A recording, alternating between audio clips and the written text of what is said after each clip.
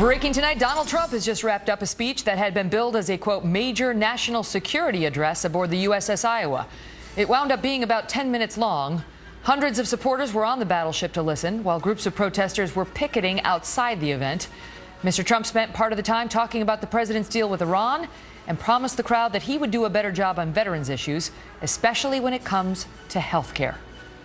I will say this, I am with the veterans 100%. They're our greatest people.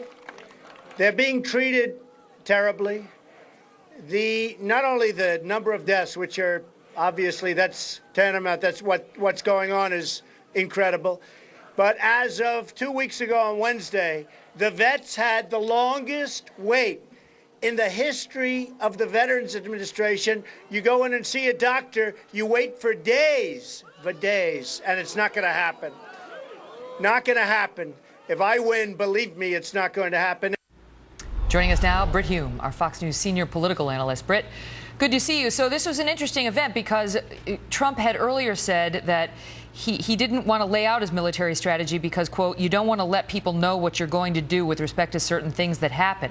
So we were wondering whether he would do it tonight. Sounds like he talked mostly about veterans' health. You know, does any of this matter at this point in the race so early in September? Well, that remains to be seen, Megan. Historically, you know, people have been atop the polls at this time and ended up flaming out, but it's not clear that that's going to happen this time. What is clear is that it kind of doesn't matter to the people who are now backing Donald Trump what he does. He can announce a speech on a certain subject and get up and say he's going to talk about it at length and get up and talk briefly about something else. That's not going to matter. He can say that he's not going to take the pledge to support whoever gets nominated and then reverse himself a few weeks later. They're going to be with him whichever way he goes. Yeah, the core supporters seem to be firmly in his corner, and the CBS News poll that just came out confirmed that if you're in his corner, you're pretty strongly in his corner. You're not really wavering right now, although 2/3 of the GOP voters still say it's too early to decide. However, what do you make of the fact that so Trump needs to appeal now to more than the core supporters? And what the numbers showed in that same CBS News poll is that he and Ben Carson are now effectively tied, if you count in the margin of error, which is 6% here, in the national race. Well, we can talk about the margin of error, and that's certainly true that it is plus or minus 6. But even with plus or minus 6, I'd rather be at 27 than be at 23. Darn tootin'. I think that if you look at all the other polls, Trump's leading. There's no getting around it. By a lot, especially in the ones that the ABC News poll that ended on September 10th. He had a significant lead. Certainly, Ben Carson has made up a lot of ground. But it doesn't appear that Ben Carson is taking supporters from Donald Trump. It appears that Ben Carson is taking supporters from the other candidates, some of whom are sinking to astonishingly low levels.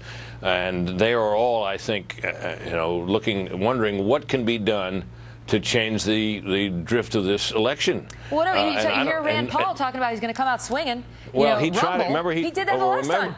He did come out, and he tried the last time. Remember, he interrupted very early on, and you guys, properly closed him down because it wasn't his turn. And then we didn't hear that much more from him as the debate wore on. He got into it with Chris Christie instead.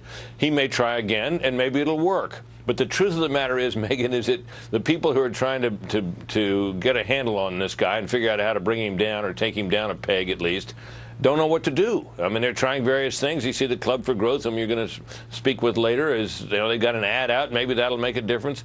But nobody really knows what to do because nobody has ever seen anything like this before. And I can tell you, I never have either. They attack him at their own peril because, his supporters really love him, and for all sorts of reasons they fervently support him and get very angry when they feel like he's being attacked. So there is real risk baked into attacking him by the other candidates.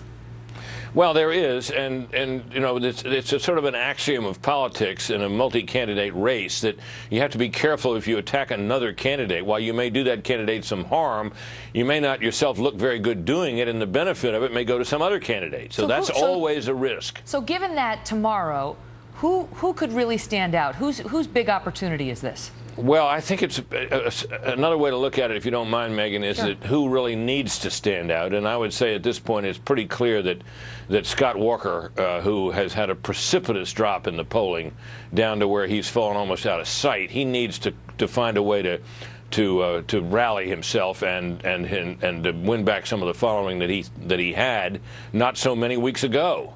Certainly, I was listening to Marco Rubio tonight. He sounded like Marco Rubio sounds. He's articulate. He's pleasant. He's youthful. He's got an interesting record. He's certainly conservative. He's all kinds of things you would think would qualify him in a Republican field, and yet his poll numbers are pretty bleak as well. It would be great for him to have a great night, but I think a lot of us thought he had a great night the last time. And look at all the good it did him.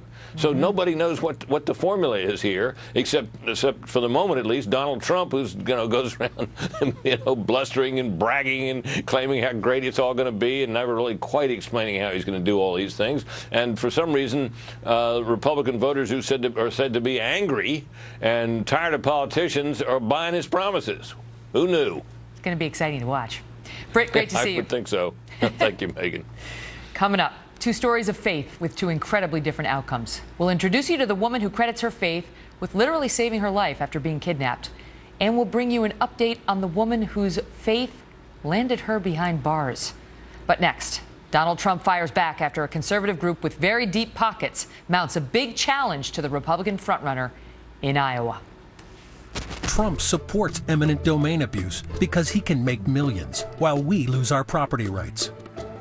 Trump, the worst kind of politician.